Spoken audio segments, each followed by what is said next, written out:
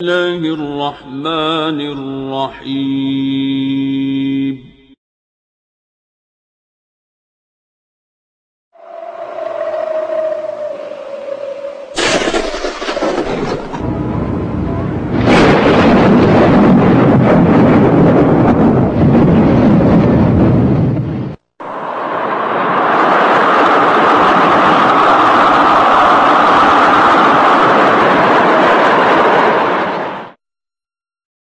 रफ्तार ट्रेन राजधानी एक्सप्रेस कि राजधानी ट्रेन रोक सकते हो, जबकि वो बहुत 4-5 स्टेशनों पे रुकती है, बकिया 50 सैकड़ों स्टेशन छोड़ देती।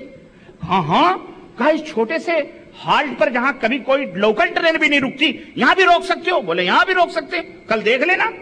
अब चुनांचे अपने मेहमान के सामने फख्र साबित करने के लिए वो गया। अब जनाब राजधानी ट्रेन का टाइम हुआ एक्सप्रेस का, अब तूफान की तरह वो आ रही थी, ये लाल झंडी लेके खड़ा हो गया। अब लाल झंडी दूर से, अब जाहिर है ट्रेन करकरा की इतनी तेज रफ्तार, ब्रेक लगाते लगाते लगाते ड्राइवर परेशान, आके ट्रेन रुक गई और आके ट्रेन हाल्ट पे रोक दी इस राजधानी एक्सप्रेस। थोड़ी देर के बाद उसमें से वो जो होता है, क्या कहते हैं उसको, गार्ड जो होता है पीछे होता ना, वो पीछे ही इतना ब्रेक मार के उसके सामने उसका पिछले ही डब्बा रुका होगा, तो आसानी के साथ उतर के आया वो गार्ड। पहलवान से पूछा क्या बात है, क्या आगे लाइन खराब वगैरह या कोई एक्सीडेंट हुआ? कहा कुछ भी नहीं। कहा लाइन खराब है? कहा लाइन भी खराब नहीं। कहा एक्सीडेंट हुआ? कहा कुछ भी नहीं। तो कहा नालायक फिर क्यों तुमने लाल झंडी दिखा दी? कहता मेरी मर्जी, मेरी मर्जी, मेरे दिल ने कहा लाल झंडी दिखा दूं, रोक दी मैंने। निकाला जूता, 10 जूते मारे, 10 जूते मारे। कहा मजदूर इतनी हमारा टाइम तूने वेस्ट किया और ऐसी तेरी मर्जी? 10 जूते मार के फिर हरी झंडी दिखा और लेके चला। तो ये मेहमान जो था साथ में, इसने कहा यार ये तो बड़ी बेइज्जती हो गई तुम्हारी, हैं तुम्हारी तो बड़ी बेइज्जती। उसने निकाल के 10 जूते मारे तुमको, ये कोई इज्जत है? उसने कहा इज्जत उज्जत की बात नहीं है, अबे पावर की बात है। मेरा पावर था, मैंने ट्रेन रोक दिया, उसका पावर जूता मारने का था, जूता मार दिया। तो ये पावर की बात है भाई, है कि नहीं?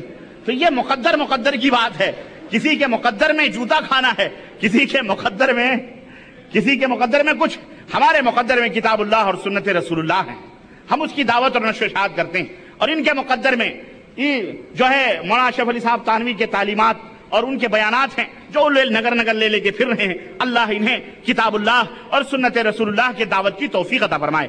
ये भी हमारे भाई हैं, ये भी हमारे बिछड़े हुए भाई हैं। अल्लाह इन्हें हमें अपने गले लगाने की तौफीक अता फरमाए और इन्हें सही मनहज और सही तरीका अख्तियार करने की तौफीक अता फरमाए। मेरे भाइयों, ये पूरी कोशिश है, यही वजह है। कोई भी, मैं समझता हूं तबलीगी जमात ऐसा नहीं होगा जो अपनी बेटी को बहिश्ती जेवर जहेज में न देता होगा।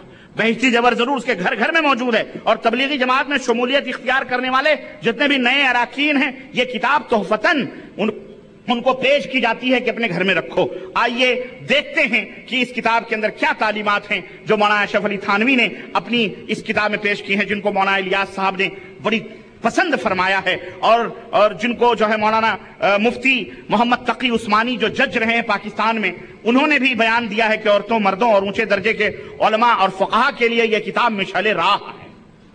हाँ, चुनांचे बहिश्ती जेवर में मौजू और ज़ईफ रिवायात और मन गढ़ंत किस्से और कहानियां अपनी जगह वो तो ही हैं। 2 किस्म के दीनी मसाइल मौजूद हैं। नंबर 1 वो मसाइल जो कि कुरान मजीद और अहादीस सहीहा के सराहतन खिलाफ, कुरान मजीद के भी खिलाफ ऐसे मसाइल बयान किए गए हैं। और यह दावा है, और यह दावा कोई दावा नहीं ऐसा कि बढ़ हो, नहीं, मैं अभी बताता हूं इंशाअल्लाह। और अहादीस सहीहा के खिलाफ, नंबर 1। नंबर 2 वो मसाइल कि जिनके सिलसिले में शरीयत साजी की गई है, यानी न कुरान में है न हदीस में है, बल्कि शरीयत बनाई गई है अपनी तरफ से। अस्तगफिरुल्लाह। अब आइए, और जबकि हमें यह मालूम है कि इस्लाम में शरीयत साजी का कतन किसी को हक हासिल नहीं है और ना ही उसकी इजाजत है, अल्लाह और उसके रसूल ने बयान फरमाया है। और चुनांचे हमने अभी अभी आप हजरात के सामने वो आयतें और वो हदीसें कोट की हैं जिसमें अल्लाह और उसके रसूल सल्लल्लाहु अलैहि वसल्लम ने उसको बयान फरमाया। और आखिर में हम अपने उलमाए मजहब हनफिया से, चाहे वो बी ग्रुप के हों या डी ग्रुप के हों, वो बहिश्ती जेवर लिखने वाले हों या सुन्नी बहिश्ती जेवर लिखने वाले हों, दोनों हनफी हैं, हम दोनों से दरख्वास्त करेंगे कि मेरे अजीजों, हमारे इस बयान में جو بہشتی زیور کے تعلق سے ہم کوٹ کر رہے ہیں فقہ حنفی کے بارے میں کوئی کے مسائل کے بارے میں قرآن مجید کی کوئی آیت یا کوئی صحیح حدیث پیش کریں، کیا ان کے یہ اعمال یا لکھی ہوئی یہ باتیں قرآن و سنت کے مطابق ہیں؟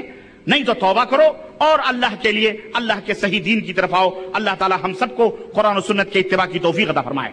آئیے ہم سیر کرتے ہیں اس زیور کی جسے بہشتی کہا گیا ہے کہ اس کے اندر کیا یہ بہشتی زیور ہیں یا نہیں۔ اور زیور آپ جانتے ہیں اس کو کہا جاتا ہے جو آدمی عورتیں استعمال کرتی ہیں، انہی کی مناسبت سے عورتوں کے لیے کتاب لکھی گئی ہے۔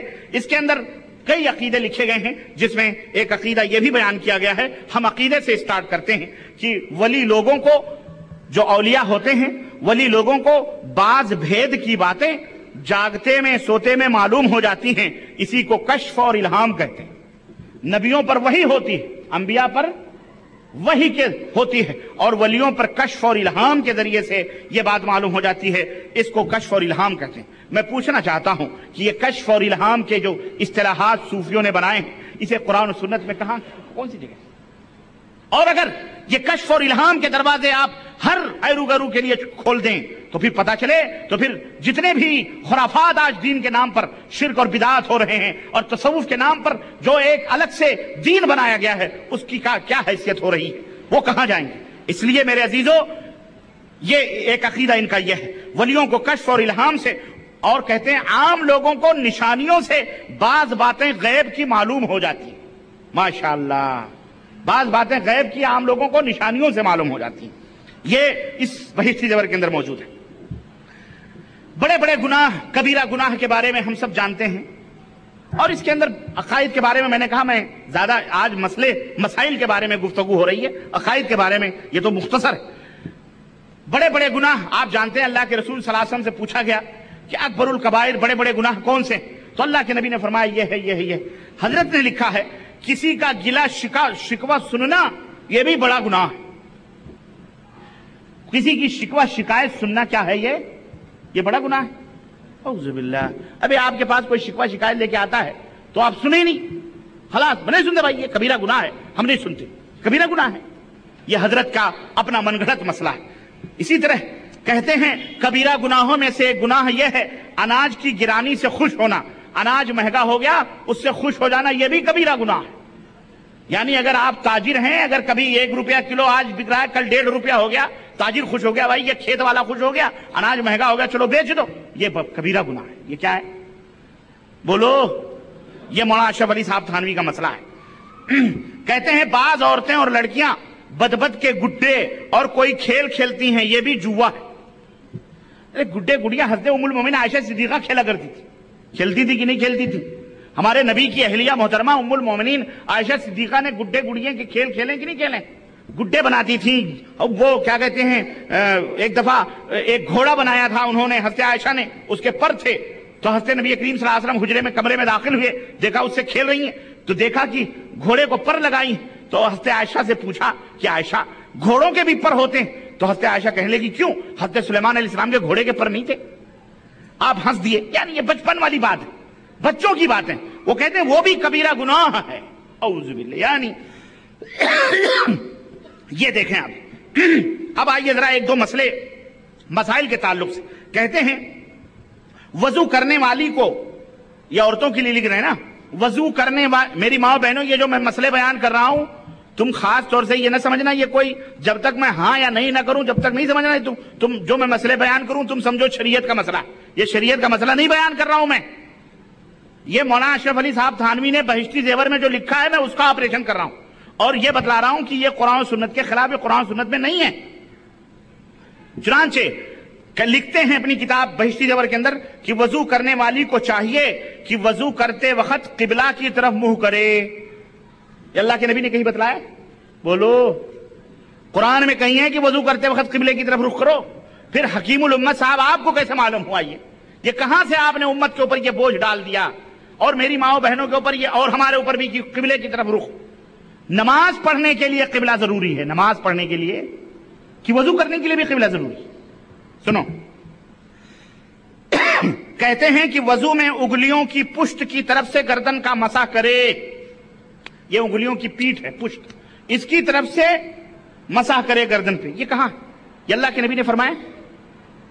کہیں نہیں ہے.